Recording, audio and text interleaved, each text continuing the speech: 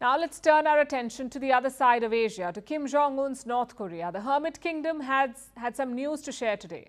It claims to have test-launched a new type of missile over the weekend. It's apparently a solid-fuel hypersonic missile. And the hypersonic part is interesting. This means the missile can fly at 5 times the speed of sound, if not faster. That kind of speed makes these missiles a nightmare for air defense systems. And North Korea says it has successfully test-launched a hypersonic missile. Even if this is an exaggeration, the question remains, how is North Korea making advanced weapons? Who is funding them? How do they have money for missiles when their people are reportedly starving? And should the world believe their claims? Here's a report. Kim Jong-un is at it again. North Korea fired a missile yesterday, and South Korea and Japan were on full alert. North Korea launched a ballistic missile from its inland at around 1400 hours, Japan's local time, yesterday. North Korean state media confirmed this today with a triumphant announcement and a single photo.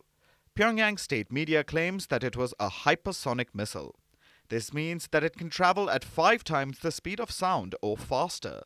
There's been a race to develop hypersonic missiles in recent years, a race that Russia and China have been winning, and the US has been struggling to keep pace in. Washington and its allies are still verifying North Korea's claims. The rigorous analysis on specific details of North Korea's missile is being conducted by South Korean and the US and Japanese intelligence authorities. North Korea has been ramping up its missile development program for the last few years. In 2022, Pyongyang test-fired close to 70 missiles. There were at least 36 missile tests last year. And Pyongyang keeps showing off its new technology. It has come out with intercontinental ballistic missiles that can span half the globe. The latest Hwasong 17 and 18 ICBMs are said to have a range of 15,000 kilometers or over 9,000 miles. They can hit a target anywhere in the US. This is what the US-based CSIS missile defense project says. So there is definitely a chance that North Korea is making advances in hypersonics as well. But the question remains, how? How does one of the world's poorest nations develop the technology to make hypersonic missiles? How does it keep getting material for missiles despite international sanctions? North Korea is likely getting its technical know-how through Iran. The West's other great adversary has been helping out its fellow pariah state. Iran has a history of cooperation with North Korea. Last November, Iran unveiled its Fatah-2 hypersonic missile, and now North Korea is showing off its own. It could be a coincidence, but the timing is definitely suspicious. North Korea also shares land borders with China and Russia.